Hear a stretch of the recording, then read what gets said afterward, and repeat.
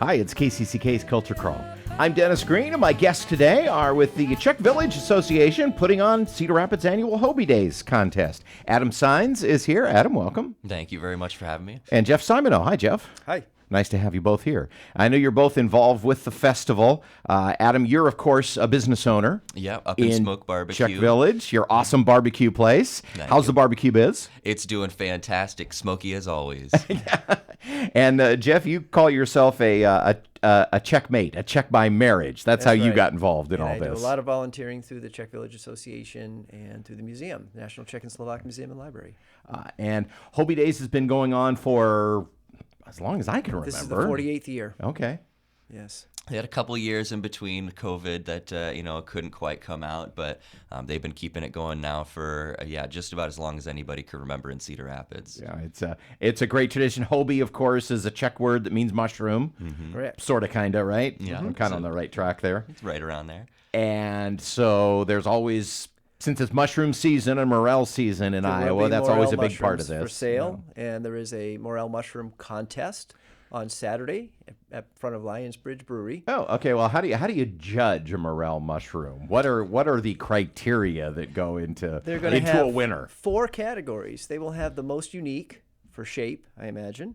They'll have the smallest, the largest, and then the most creative display with morel mushrooms.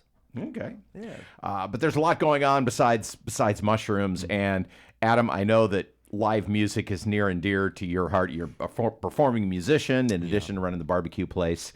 So I'm guessing that's something that you've been involved with, lining up a lot of great music for this. We have some great bands coming out, some great individual artists as well. We'll have 2 stages on the Vintage Market patio right across the street from Up and Smoke Barbecue, and then as well the more traditional music at the Cossack Bandstand. We will have all-you-can-eat barbecue buffet going all day as well through that, so you can go in and out, but there's plenty of other great vendors and stuff to check out as well.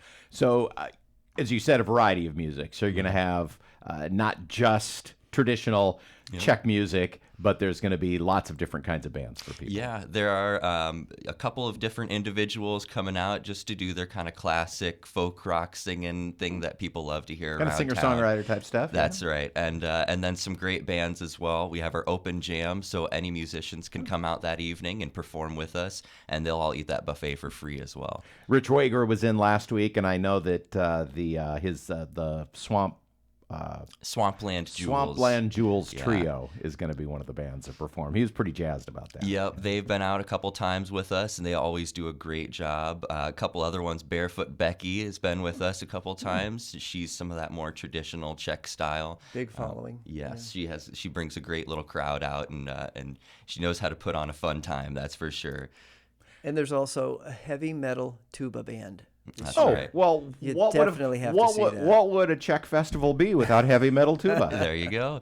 That's actually got my grandfather, Kyle Patrick, Oh, been of course on the it show does. a couple times. Oh, yeah. So a returning champion to the Culture Crawl. That's right. Jeff, what are some of the other activities? Lots of dancing. They actually have 2 visiting dance troupes coming this year, one from St. Paul, Minnesota, and one from Southern California, San Diego area. They'll be performing both Saturday and Sunday. So these would be traditional Czech dances. Traditional Czech and Slovak. And then we also have our own local youth Czech ensemble, Svetlušky. Been around for about 18 years now. It's all children from ages 6 to 18, and it's all volunteer, and they'll be performing on Sunday at 2:30 out by the Cossack Bandstand as well.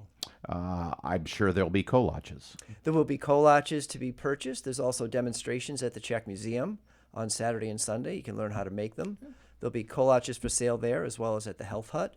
And we actually have a kolache eating contest on Sunday at 1 o'clock. So if anybody wants to join, there's categories for young children, teenagers, and then for the adults.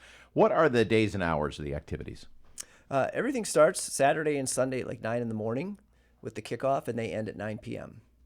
Sunday, I think it ends a little earlier, probably 6 p.m. And did you say you have some activities on Friday as well as kind of a pre-game for the festival? Yeah, it's the kickoff. They'll have from 5 to 7 is the Czech Plus Band at the Cossack Bandstand. And then for people that want to wander over for some more music, over at Nubo, they have Rock the Block there where they're kind of kicking some off. Yeah. So. Well, Jeff, as a Czech by marriage, as you know, and since your wife is Czech and you've been immersed on this. She Yes. works at the Czech and Slovak Museum, so you're immersed in Czech culture a lot. Right. As you've learned more and more about it, throughout your life, what's been kind of the thing that sticks out when you think about what you've learned about Czech and Slovak culture? I would say there's a lot of pride in what the Czech culture offers as far as the creative soul. I mean, they do a lot with art, the visual art, with music especially. A big part of that, when you go through the Czech Museum, people don't realize how much is there to see with not only the permanent exhibits, but the rolling exhibits that they have. And if you haven't had a chance to check out the Orloy, the clock tower out Yes. there, fantastic. And they just 2 weeks ago added 2 marble statues, 1,000 pounds each, the marbles from Italy. And they're carved angels now on the sides of that Orloy clock tower. It's fantastic to just go watch that chime every hour on the hour. When we think of Czech and Slovak culture regarding, artistic pursuits, the first thing we think about is the traditional dress. Right. And the museum has a wonderful exhibit Yes, they showing do. all the different sub this is this is the Slovak style and the Czech Right. style and the Moravian style and how they are similar but each have their own things. But that's really just where it starts, especially if you go through the museum. You see so a lot of art, and of course then there's the who's the guy who has the Art Deco posters? Yes. Alphonse Mucha. Yeah, that were such a thing during the 60s. One thing that surprised me too was how many people from the Czech and Slovak republics come and visit here, and they see a festival like Houby Days, and there's festivals just like that all over the Midwest and in the country. They see the original traditional kroy being worn by the women and the outfits and the vests by the men. That's something you don't even see over there in the Czech Republic and Slovakia that much anymore. Oh, sure. They probably don't. They It's- do not. yeah. They didn't embrace it, and I think after communism, put a lot of that to rest. And they're surprised and shocked to see in the USA we have pockets of that where they still keep those traditions alive. in the same way that an Irish festival in Boston is in some Exactly. ways even more Irish than a party is in Dublin. You've got it. Because that's the part of the culture that was preserved That's by right. people when they came through. Would you describe our Czech and Slovak culture here in Eastern Iowa as still alive and vibrant? It is, especially what people are very familiar with the kolaches, those treats that they make. And I know they have cherry is a wildly popular one, apricot, poppy seed.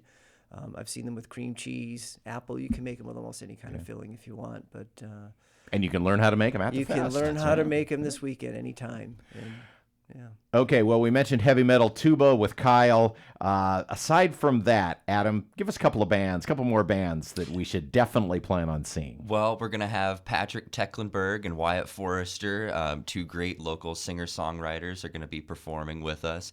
We do have a couple of youth academies coming out as well. The School of Rock and Eastern Iowa Arts Academy will be performing, and they always put out a great time. They're always open to accepting new applications too. So, and then we have a couple more. Well, let's see if I can look through my list here. This is what we're cutting out here. Highway 151. Maybe, Highway right? 151 is performing. Like we said, Barefoot Becky just after that. And then Go Banesh Quartet, who has actually Go. played with Yeah. Jazz Under the Stars. They'll be performing, and they have a great set as well. Yeah, Go is a very talented sax player, graduated Yes. from Kirkwood last year and promptly auditioned and got the first chair alto in UNI Jazz Band 1, Yes. which I don't think happens to transfer students very No, often. that's definitely a very coveted position out there for those that don't know. I mean, they have one of the best jazz programs around that you can participate in. And just to come in and sweep the competition like that, it definitely shows something we've got here in Eastern Iowa growing. I heard him at the Festival of Bands that Kirkwood put on a week or so ago, and every bit, he's just gotten better. So that's definitely a not to be missed there. Yes, and surrounds himself with other great musicians as well. Jacob Marquette is the guitar player. He's got a great back line with him as well. We want to find out some of the activities, want to see the schedule and all that Yes. stuff. I'm sure there's a website or a Facebook page. How do we find out more information? You can go online at czechvillagecedarrapids.com. All right. It's Houby Days coming up May 16th and 17th. Give me that website one more time. czechvillagecedarrapids.com. CZECH. Villagecedarrapids.com. All right. Well, I know there's a lot of moving parts that go into something like this. Thank you both and all the committee for all the work that you've gone to put this together. And we're looking forward to a great Houby Days in Cedar Rapids. Thanks for being here. Thanks for Thank you having for us, your time. Dennis. You can hear the Culture Crawl live on the radio most weekdays at 10:30, on demand at kcck.org/culture, or subscribe using your favorite podcast player. Watch our videos on the KCCK Facebook and YouTube channels. Our producer is Lydia Kilgore. The Culture Crawl theme is composed by Vivian Shanley. I'm Dennis Green, and I'll talk to you later.